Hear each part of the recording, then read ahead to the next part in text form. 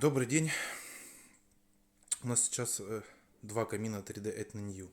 Чем они друг друга отличаются? Это задней стенкой. На классическом варианте, стандартно заводской упаковки, он идет в черном цвете. По просьбе одного из наших, скажем, клиентов, мы его перекрасили, наши специалисты сделали ему цвет сзади бронза. То есть по вашему желанию, по вашему заказу можно перекрасить индивидуально в любой цвет. Вы это можете сделать сами легко дома, либо можете заказать это у наших специалистов.